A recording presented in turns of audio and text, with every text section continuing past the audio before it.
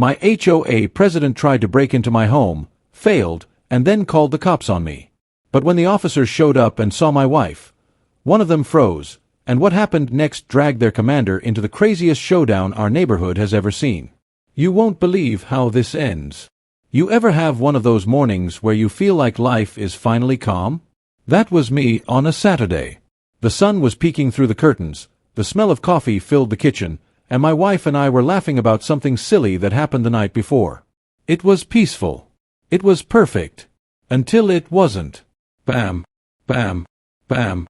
The pounding on the door shook the whole house. It wasn't a polite knock, it was the kind of pounding that makes your stomach twist. My wife froze mid-sip of her coffee. "Who on earth is that?" she whispered. I didn't even have to guess. It was Karen. Now, every neighborhood has a Karen. But ours. She was the president of the HOA, which made her feel like she was the queen of the street. She complained about everything, the shade of paint on our shutters, the sound of our lawnmower, even the flowers my wife planted because, according to her, they didn't match the HOA-approved aesthetic. But this was different. "Open up!" Karen screeched from outside. "I know what you're hiding in there." I walked to the door and looked through the peephole. Sure enough, there she was, arms crossed, hair wild, eyes blazing like she was leading a witch hunt. Then, to my shock, she jiggled the doorknob and shoved the door like she was trying to break it down. My wife gasped.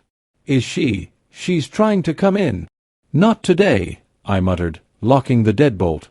"Karen, step off my porch," I shouted through the door. "You're trespassing." But instead of backing down, she yelled even louder. "As HOA president, I have the right to inspect your property if I believe you're violating our rules." "That's not how the law works," I shot back. She didn't care. She banged harder, then pulled something out of her pocket, a key. I swear, my blood went cold. Where did she even get a key? She shoved it into the lock, but thank God we'd replaced the standard ones with high-security locks. The key didn't fit. "Get out here now," she screamed, slamming her fist against the door. "Or I'll get the police involved."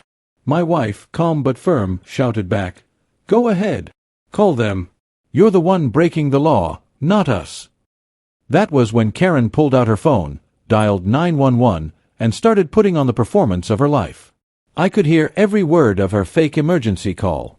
"Yes, this is an emergency," she wailed dramatically. "My neighbors are dangerous. They've locked me out after threatening me, and I think they're hiding drugs inside their home. Please send help immediately." My wife and I looked at each other, stunned. Drugs? She couldn't be serious. But oh, she was. She paced in our driveway like an actress on stage, raising her voice so the neighbors would hear. Curtains in houses across the street twitched as people peeked out, watching the show. That was Karen's specialty, turning private issues into public spectacles. Within 10 minutes, the sound of sirens filled the air. My heart sank. 2 squad cars rolled up, lights flashing, and my stomach knotted. Even when you've done nothing wrong, cops showing up like that, it puts you on edge. Karen ran toward them like she'd just spotted her saviors. "Officers, thank God you're here. I caught them trying to hide evidence. They threatened me. They won't let me in." "Let her in." She made it sound like she lived here. The officers looked at each other, clearly confused, then headed toward our porch. My wife whispered, "Stay calm. Let me handle this." She stepped outside, shoulders back, calm as ever. And that was when things took a very unexpected turn. The first officer walked up to the porch, notebook in hand, ready to grill us. But the moment he looked at my wife, he froze. I mean literally froze. His eyes widened, his posture changed, and he stood there like someone had just hit pause on his body. Now, my wife isn't just beautiful. She carries herself with this quiet confidence, this strength that makes people pay attention when she speaks. She's the kind of person who can walk into a room and suddenly everyone looks her way. "Good morning, officer," she said politely. "Can I help you?" The officer opened his mouth, but no words came out. He blinked a few times, then stammered, I'm here because we got a call." Karen wasn't having it. She stormed over, waving her arms. "What are you doing? Don't just stand there gawking at her. Arrest them already." But the officer didn't move. He finally cleared his throat, regained some composure, and said, "Ma'am, I'd like to hear your side of the story first." My wife smiled, calm and collected. "Of course. The truth is simple. This woman tried to break into our home. She used a key that doesn't belong to her.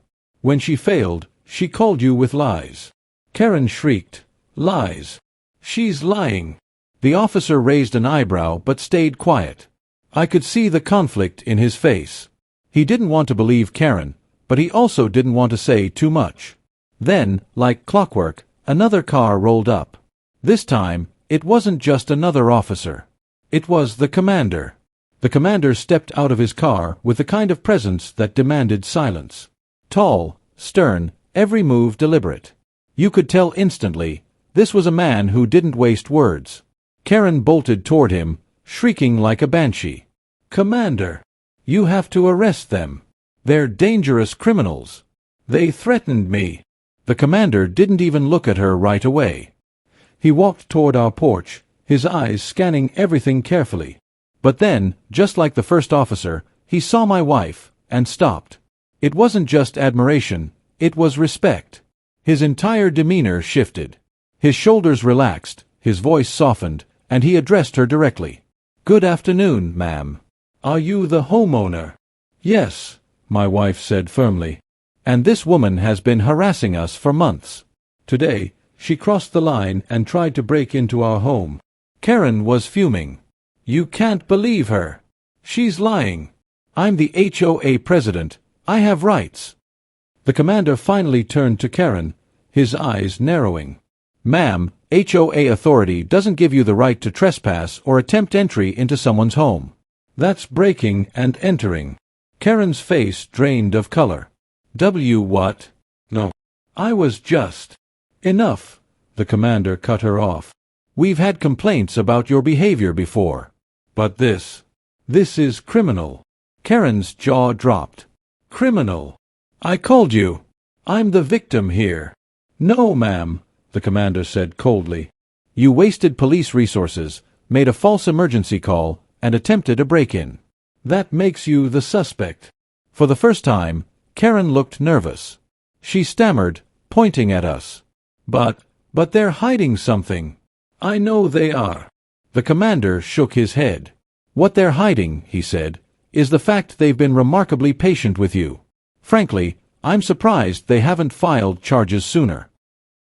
He turned to the officer still standing frozen near my wife. "Cuff her." The officer hesitated for a second, still clearly distracted, but then snapped back into reality. He pulled out the cuffs and grabbed Karen's wrists. "This is a mistake." Karen shrieked, struggling against him. "I run this neighborhood. You can't do this to me." But they could. And they did. As they led her toward the squad car, neighbors poured out of their houses, phones in hand, recording everything. For months, Karen had bullied everyone. Now they were watching her downfall in real time. The commander gave us one last nod.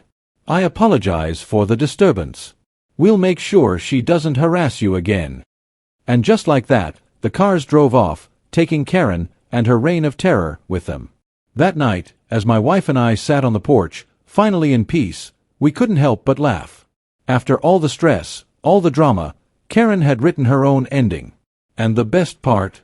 Justice wasn't just served, it was delivered in flashing red and blue lights.